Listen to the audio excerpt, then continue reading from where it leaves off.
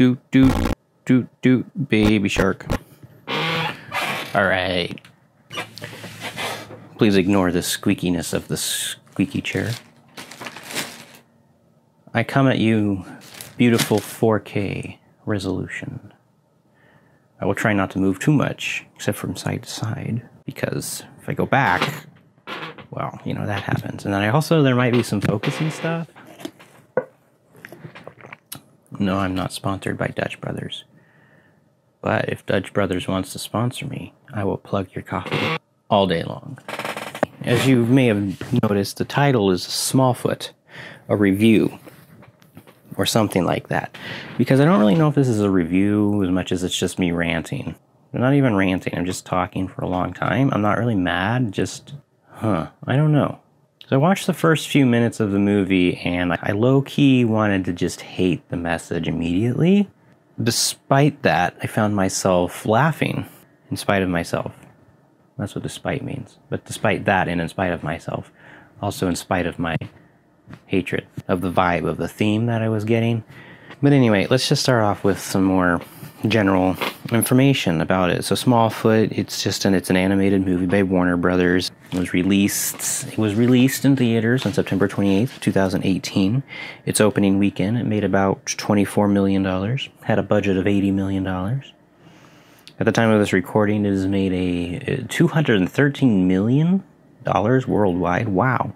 I like that profit. That is a nice profit. I need to get into filmmaking. I mean, not this kind of filmmaking. This is just pointless, really, but whatever. It's fun. Sometimes. You know, artists just want to, like, have fun and make money. Is that too much to ask for? Yes. Yes, it is. Oh, okay. Well, Smallfoot. Spoilers and stuff. Yeah, the movie opens with a song about how everything is just perfect as long as you follow the stones. And immediately, I know what kind of movie we're gonna get. We're gonna get a funny movie about how tradition and rules are bad and you gotta go out and have an adventure and find your way and find your own truth. Well, I wasn't too far off. Spoilers. I think I already said that. So Migo, the main character, he sings about how great everything is. And is at one point, some of the other Yetis in his little Yeti village. I'm really bad at explaining things. Like, how about you go watch the movie and then this will make more sense, because, yeah. There's a bunch of Yetis in a village, and Migo is part of the village, and some of these Yetis, like most of the other Yetis, just follow all the rules, and they're all happy, so is Migo, but there's like 3 Yetis that just like ask questions, and immediately you get the idea that like the whole village thinks questions are bad, because there's these stones that have their laws written on them. They're not even trying to be subtle with the whole religious undertones thing. They're about as subtle as the S in subtle, and by that I mean it's the first thing I notice. It's so obvious. Anyway, that's not the main reason I'm making this video. The main reason is it's a freaking musical. That wasn't in the trailer at all. Probably a good thing, because I wouldn't have watched it. Like, come on, Warner Brothers. You've been copying Disney for too long. Stop it. Make your own original content. And if you're a popular YouTuber that just got offended at me for saying that, good, the critique still stands. And I know no popular YouTubers are ever going to watch this video, but you know, just let me have this. Let me say weird things, because it makes me feel better about my pathetically small channel. Okay, so Migo is in a state of ignorant bliss, and then he sees a human. But according to the stones, humans, or Smallfoots, the Smallfoot does not exist. Oh, how ironic. A Yeti tribe thinks that humans don't exist. Oh, that's a cool little subversion of things. So then he sets up the whole, is Migo wrong or are the stones wrong? Can you see it? Is science wrong? The observable thing? I saw this happen. We can prove it. Or is religion wrong? You can't prove anything just because your stones say it's fake. Come on. Seriously. Well, obviously it's science, you left-wing nut job. No. your religion is so wrong. An animated movie can undermine the whole thing in 5 minutes with one song and not even try. Well, mean words back to you. So anyway, Migo finds himself finding a Smallfoot and then taking it back to his village, and then boom, everyone's mind is blown. Because people who follow rules have tiny minds, I guess. Anyway, the human teaches them all this cool stuff, introduces like technology, and the Yetis are like happy and amazed, and it's cool, and then like, oh wait. A white man coming to an undiscovered people group and teaching them things that can better their lives. I thought this movie was supposed to... Moving on. So everyone loves the Smallfoot, except the smooth-talking village leader who literally wears the laws on the stones as a robe. And he always sounds like he's narrating like a nature documentary. Anyway, this like Morgan Freeman knockoff eventually gets Migo alone inside the special leader's ice castle. It's shaped like a mammoth head. It's weird. And then he proceeds to show Migo the secret room and then raps to him. I'm not joking. Raps to him about how the Yetis and the humans used to live together in peace. And then the humans killed the Yetis because humans are bad. Yeah, it took like an hour for them to explicitly state it. But yes, of course, the overhuge troop of humans are terrible came up. Obviously. So the Yetis, to save themselves, they scurried up this giant Himalayan mountain where the Smallfoots, whatever, could not survive. And then they made laws and rules and wrote them in stone, and these lies about how there was nothing below the clouds. Their world was just an island in space. And humans don't exist. And then they built a literal machine that produced steam and then crafted their entire civilization around making the machine run and produce more steam with all these mundane everyday tasks that everyone just did religiously. I mean, out of habit. And nobody knew it except the Stonekeeper. Only the leader guy knew the truth. So the Yetis are all part of this big conspiracy to control the flow of information, so nobody knows the truth. I know it's a kid movie, but they are not being subtle at all. It's a big conspiracy. It's patriarchy. The man has got you under his iron thumb. Everything you do is part of the conglomerate capitalist corporation. So now Migo is afraid of humans.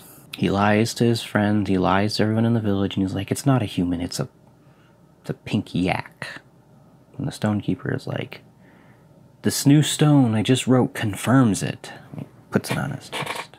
It's like if something happens that the stones don't agree with, you just write a new stone and gaslight everyone into believing this new stone is correct, not what you saw with your eyes. So this Stonekeeper takes the human who's like dying he's like literally dying of cold and asphyxiation because there's not enough oxygen up in the Himalayas, and he just puts him in a little cage and takes him back to his little hideout. And then Migo goes off and has his existential crisis. Because, you know, everything is a lie. And then his dad, who had his own existential crisis earlier when Migo was banished. Oh yeah, that happened way back in the... That's where he found the Smallfoot first, if that makes sense. Yeah, his dad, who's kind of like coming to terms with things, he's just like...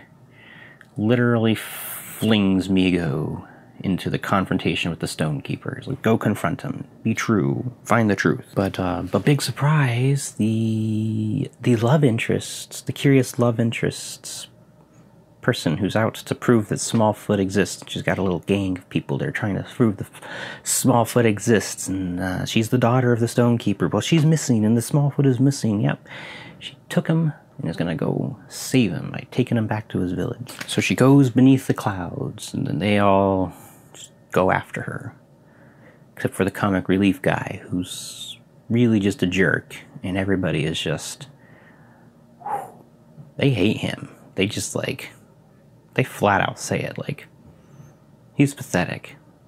Not even joking. It's It's in the script. It's pretty funny, actually. I enjoyed that part. There's some crazy antics and stuff, but eventually they all find that the humans are still bad, except for the white man that showed them all the cool technology. I mean, except for the guy that, you know, saved Migo and stuff. He's good, because they spent some time with him, so they know him a little bit. They can't speak, they can't communicate yet, but he's good. You're not really sure of that 100% till the very end. Eventually, all is well.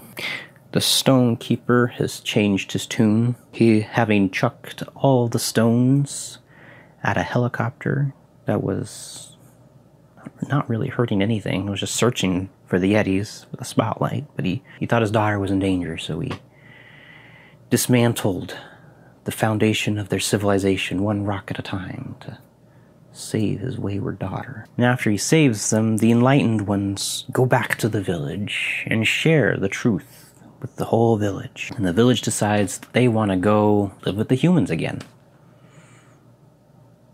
Because why not? They want to go learn to communicate with the humans. They all head down the mountain, and the movie kind of ends with the human villagers stepping out from beyond the police brigade. Which there's a lot of police officers for such a tiny village, but regardless. The villagers are willing to trust the Yetis and learn to communicate, because the one guy, he's like, the Yetis are good.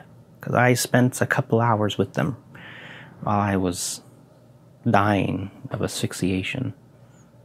But they've all gotten past their fear, and now they just trust the Yetis, even though they can't talk to them. So the Yetis are just standing there like, here we are. And the people are like, come, let us kumbaya together. The end. No, it's not the end, because there are some glaring issues here, and not even with the story. The story is, I'll just chalk it up to, it's a kids movie. And it's Warner Brothers. That should cover most of the narrative problems. No, I want to rant incessantly about the not-so-subtle subtleties. Chiefly, Hollywood. Stop portraying people of faith in such a terrible, negative light. We're not as bad as you seem to think we are, or portray us as you think we are. Like, I'm a person of faith. I value science. I value questions, value the truth. If you need someone who believes in God but didn't vote for Trump, like, here I am. I'm here. Got a lot of creative ideas. Even written a book. I've got more coming. I've published a book, and I've got more coming, more on the way. Like, we're not total loons that just want to control all the information and make people believe in lies and don't want them to find the truth. Maybe the Pope wanted that, like, back in the Dark Ages, but, like, most of us realized that was a toxic relationship when we broke up with him. There was some nailing of some papers to the church doors, maybe you remember that. It was a whole thing. So we've moved on, most of us. Most of us don't even follow him on Twitter or creep on his Instagram. I mean, some people do, maybe, I guess. But, I mean, if you're into that, then you do you, boo. But, like seriously, though, I'm sick of seeing people of faith portrayed as, like, so simplistic or duplicitous. You really think that we would rather lie to an entire people group and deny them access to information? To, like, control them? Do you think all of us really want that? Like, the most hardcore adherents of at least my faith are the ones tackling the hard questions and trying to improve the world. I mean, like, the calendar was invented by priests, people. Not like the calendar, like the concept of a calendar, but like the Gregorian calendar. The calendar we use now was invented by Jesuit priests, okay? So, like, Christianity and religion has brought lots of good things to the world that we still use. Is it always good? No. Do people misuse it? Yes. But we're not terrible people, and we're not all very stupid. Some of us may act stupid. Some of us do stupid things. But all people do that. Even ones that don't follow religion. So most people of faith that actually follow the faith welcome the hard questions. At least they should. Unless it has to do with potlucks. Particularly the Baptist ones. You don't question the Baptist potluck. It is sacred and enduring. Even if 80% of the food makes you kind of like, don't know what that is. But I'll take little bits so I don't look like I'm hating on everybody. Now, I do have to say, at the end of the movie, there was this speech. Migos basically said, The truth is complicated, and I respect that. But, and this is a big but, I like big. I can't do any more of that because I didn't get licensing to that song, and I might get copy strike. But saying the truth is complicated, and then visually telling us a whole tribe of Yetis can just waltz into a human village and there not be any problems at all, where like only the police officers who are trying to protect the people have a problem with it, or a little hesitant. It's just sort of lazy. Like, you know, people don't just walk up to other people and just like, we're gonna be friends now. There's lots of complicated interpersonal stuff that goes on with different people groups trying to get together. Not in a weird way, in a like a just, why'd you make it weird? It wasn't supposed to be weird. Stop it. Get your...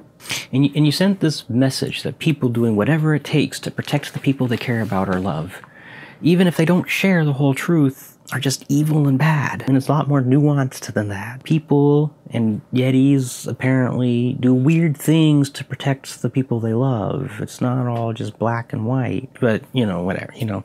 It's a good thing that the evil Stonekeeper, you know, realized the error of his ways and chucked the law at a helicopter because a young Yeti, because a young Yeti, fun to say, kind of hard to say, because a young Yeti ended up endangering his daughter, and then, yeah, they effectively just forced an entire civilization to start over again, because, you know, it's better to burn down the whole system and just bring the machine to a raging halt and destroy everybody's sense of reality, question everything that everyone thought was true. It's better to just wipe it all clean, start over from scratch, than to just find a way to change it in a constructive and positive manner. Or is that too conservative for YouTube? If that's too conservative, please, YouTube, just give me a strike. Don't just ban me completely. I'm not trying to be like edgy right wing here. I'm just doing a movie review, man. Anyway, Mr. Kirkpatrick and Warner Brothers, you did send a very clear message, to me at least. Maybe not everybody, but you sent a clear message. To some people, truth is more important than safety. Doesn't matter if you're gonna bring your whole civilization crashing down, or people are gonna die, or Yetis are gonna die. Find the truth at all costs. And if anyone doesn't tell you all the truth, they are evil and they deserve to die. Well, okay. I mean, that's not part of the message, but... You know, I mean, you put one line in there about truth is complicated, but then all everyone has to do is just talk and get along, and we'll all be fine. I mean, okay. Well, I know nobody is watching to this point, and if you are, by some miracle, thanks. You should let me know that you watched it all by leaving a thumbs up or something, maybe, if you want to. If you want to, but if you don't have to, I suppose. Let me know what you think in the comments. You should answer the question, is truth more important than safety? If you don't want to think that hard, you could just say hi. All's well. That's fine too. Alright, well, that's it for me. Peace out. Get it? Because my last name is Pace and the channel and the... Okay.